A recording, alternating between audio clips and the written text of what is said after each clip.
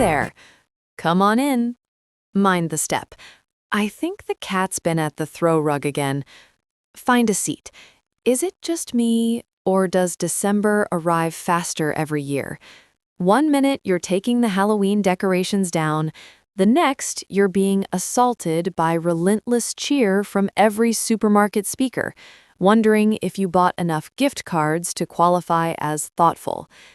For those of us in the, let's call it the back nine of life, the holidays have a unique flavor, don't they?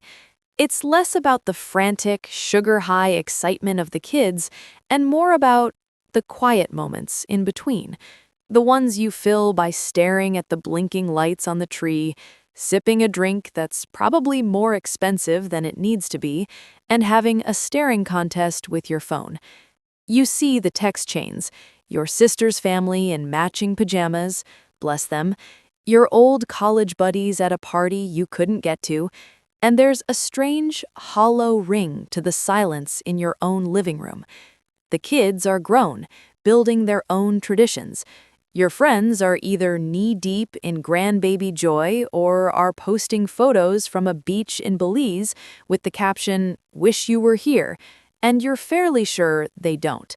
It's a season of profound love and profound volume control. Sometimes you just wish someone would turn the nostalgia up and the quiet down. And so, on a night when the wind is howling like a frustrated tenor, you find yourself doing what we all do. You open the digital photo album of your life, Facebook. You're not just scrolling, you're excavating. Past the memes about lower back pain, past the political rants from your uncle, back to the sepia-toned digital past. And that's when you see it. A name. The name. One you haven't seen in decades? Could it be? It's him. The one with the laugh that sounded like bells. The one who could actually dance at the homecoming party, before dancing became a form of public embarrassment we avoid at all costs.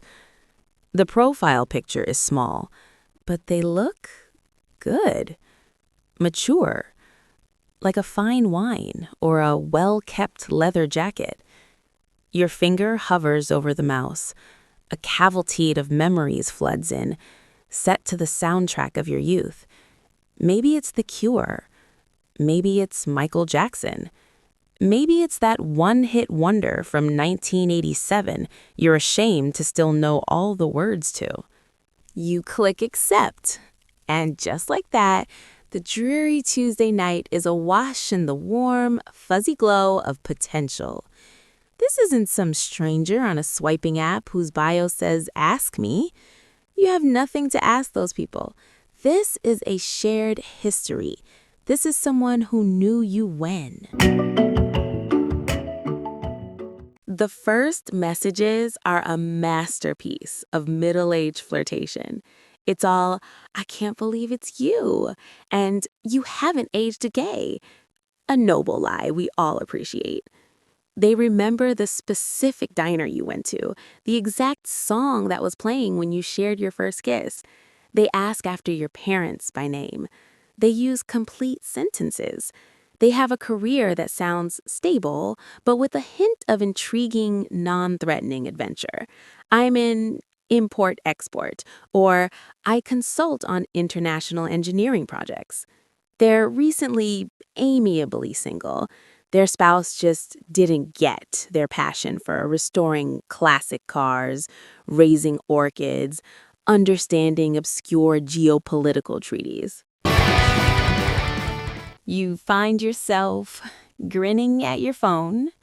You start dressing a little better for your trips to the grocery store, just in case you need to send a spontaneous selfie. You dig out that old mixtape. Well, you search for it on Spotify. The red flags, at this stage, aren't flags at all.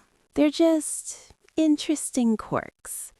So what if their profile is sparse? They're private. So what if they can't video chat because their camera is broken and they're on a remote site? They're busy, important. It's romantic. By the second week of December, the pace isn't just accelerating, it's achieving warp speed. You've gone from, remember that time, to, I think this was meant to be, faster than you can say holiday weight gain. The loneliness of the season acts like emotional jet fuel. They're not just a potential date, they're the missing piece, the person who will make Christmas mean something again. They call you their rock, their anchor, their best friend. The love declarations come thick and fast, with the vocabulary that seems plucked from a paperback romance novel you'd find in a thrift store. You're floating. You tell your skeptical friend over coffee who squints and says, "It sounds like a script." You dismiss her. She's just jealous her love life revolves around arguing with her husband about the correct thermostat setting. Then the pivot. It always happens just as you're mentally picking out what they'll wear to your office party. The tone shifts from dreamy future talk to panicked present tense. The pressure is masterfully tied to the calendar. If I can just get this sorted by the 23rd, I'll be there for Christmas Eve. My foreman says if I don't cover this equipment fee, I'm off the job and stranded. The promises become more desperate, more lavish. I'll pay you back double. We'll be together forever after this. You're not just sending money, you're investing in the fantasy. You've bought a plane ticket to make it easier for them. You've covered a back-owed child support payment so he can see his daughter for the holidays and be free to come to you. You are, as they say in the biz, emotionally compromised. Christmas Eve arrives. You've wrapped a present for them. It's sitting under the tree, looking achingly hopeful. Your phone is glued to your hand. Their messages have been sporadic, filled with typos from bad service. You picture them in a truck stop, in a cold hotel room, longing for you. Then the final message. It's always perfectly crafted for maximum heart clench. "Baby, my phone is at 1%. The satellite link here is going down.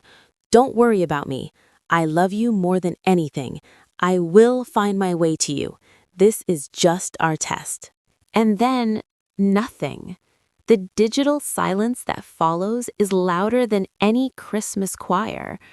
You send a "Are you okay?" message. It's marked red, no reply. You call, it goes straight to a generic voicemail. You check Facebook. The profile is gone, deactivated. Or maybe it was never really there at all. You spend Christmas Day in a haze of denial and dread. You tell your family your friend had a family emergency back in Oklahoma. You jump every time a car goes by. You check flight tracker apps, feeling a mix of fear and foolishness. The pit in your stomach is now a permanent resident. The realization doesn't hit like a thunderclap. It seeps in, cold and slow, like a winter chill through an old window frame. By December 27th, surrounded by discarded wrapping paper and a profound sense of emptiness, it settles over you. You've been played, not by a common thief, but by a psychological tactician. This is the modern romance scam, tailored specifically for our demographic.